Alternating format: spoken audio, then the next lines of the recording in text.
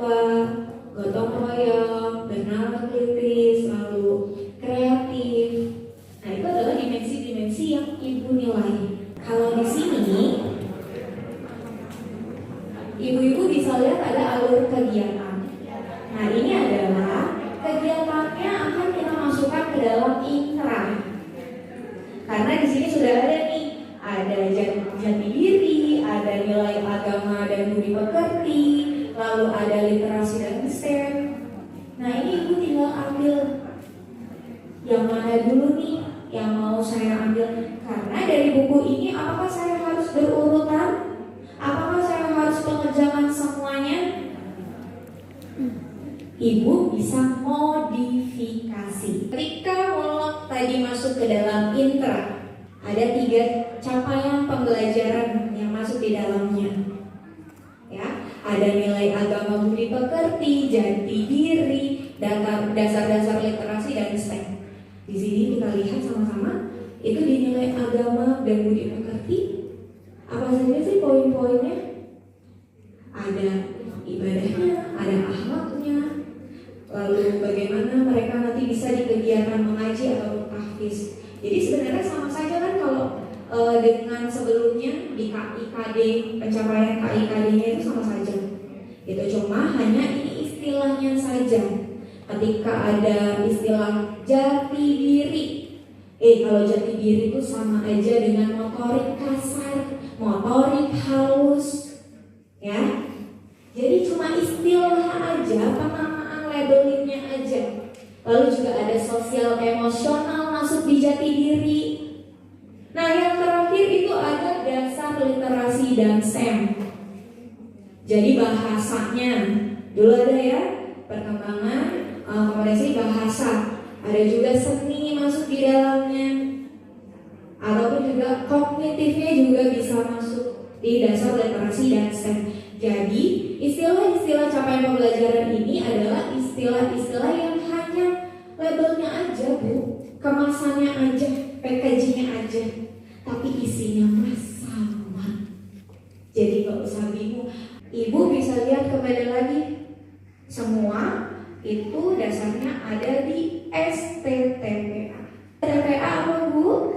Standar tingkat pendidikan pencapaian anak. Jadi panduannya ibu mah buku saktinya dari STTPA aja. Atau saya mau pusing kalau ngeliat STTPA, ibu bisa buka di platform Merdeka Mengajar. Di sana sudah banyak dan sudah ada capaian pembelajarannya seperti apa, alurnya seperti apa. Mana saya masukin ke P5? Ibu dasarnya kita lihat dulu tema-tema P5 ada 4. Ada Aku Cinta Indonesia, ada Aku Sayang Bumi, imajinasi dan kreativitas. Lalu ada juga Kita Semua Bersaudara. Kira kalau kita mau ambil bunga anggrek masuk ke tema yang mana, Bu? Aku Sayang Bumi. Aku Sayang Bumi. Kalau mau ambil batiknya kira-kira masuk ke mana, Bu? Aku Cinta Indonesia. Nah, itu yang bisa sesuaikan ya dengan tema-tema dari P5 itu sendiri.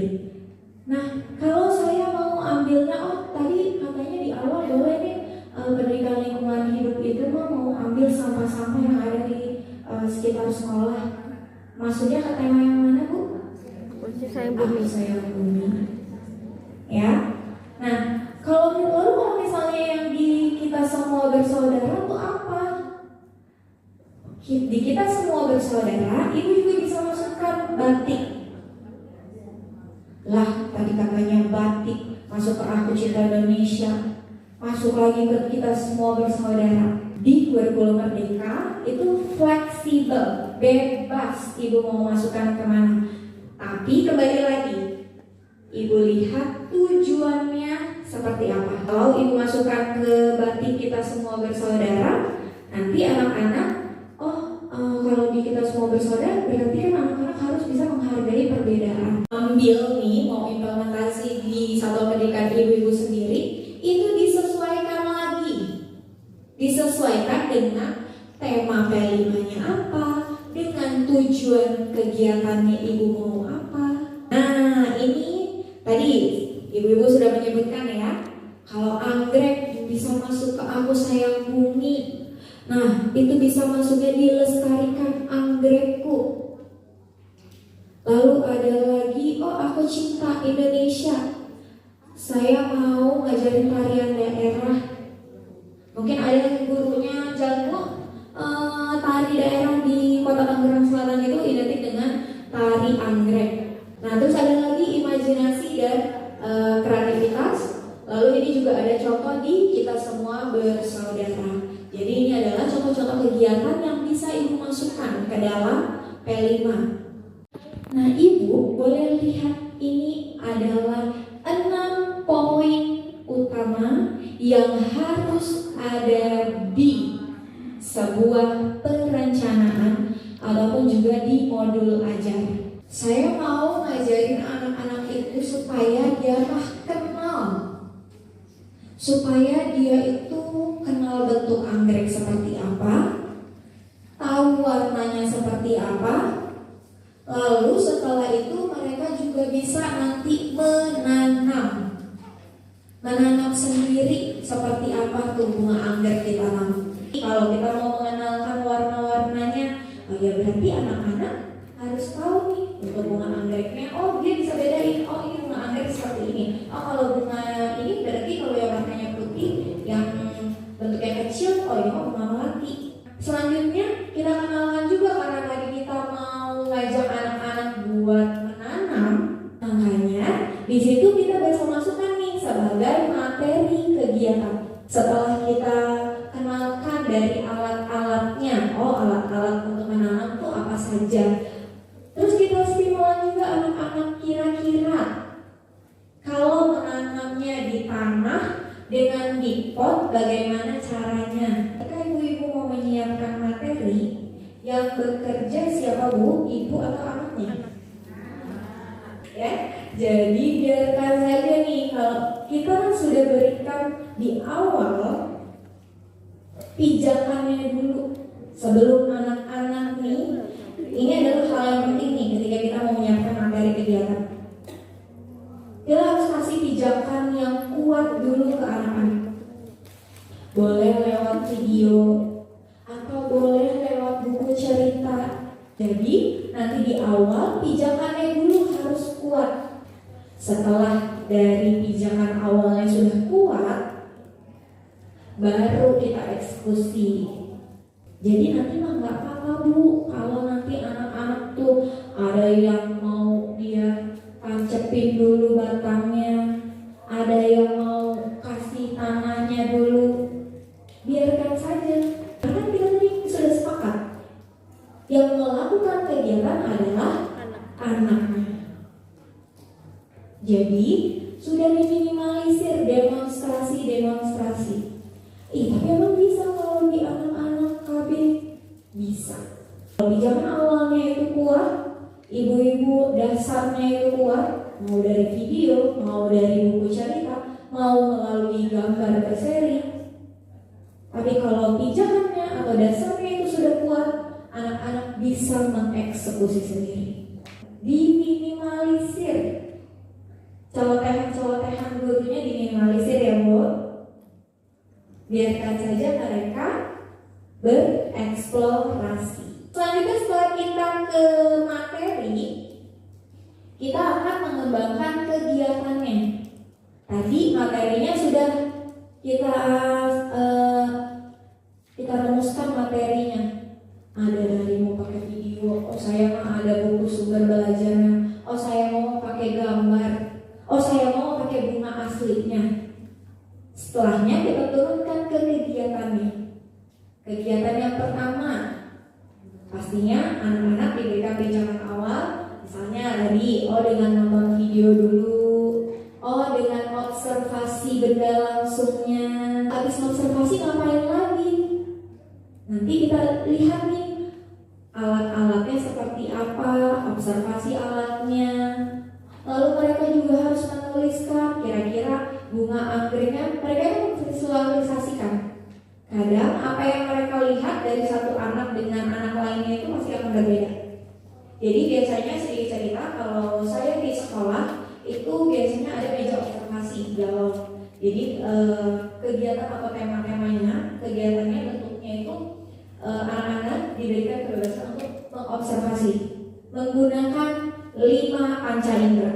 Panca indera ada mata, ada hidung, telinga, lidah, kulit. kulit. Jadi selama 1 hari kita memang observasi itu dari bunga aslinya. Kita ajak anak-anak untuk lihat nih, dia boleh pakai mata. Kalau pakai mata, kira-kira apa aja yang ditemukan? Warnanya apa? Bentuknya seperti apa?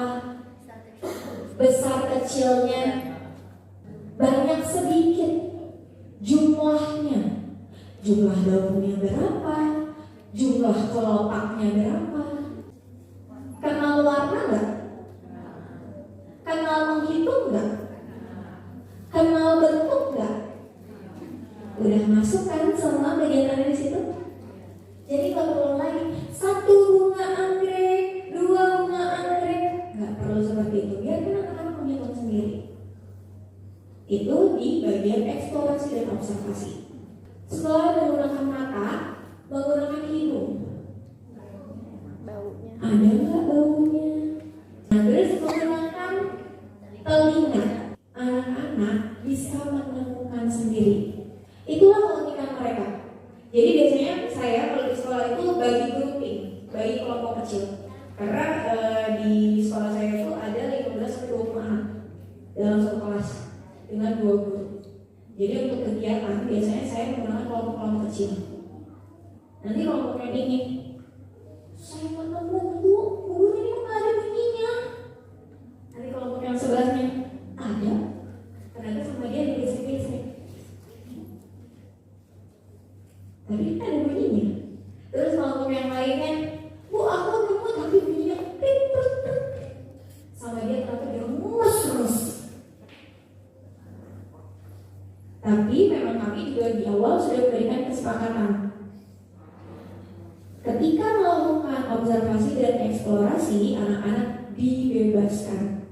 Mereka menemukan sendiri, kayak tadi, Bu aku ada bunyinya ternyata sama dia mus.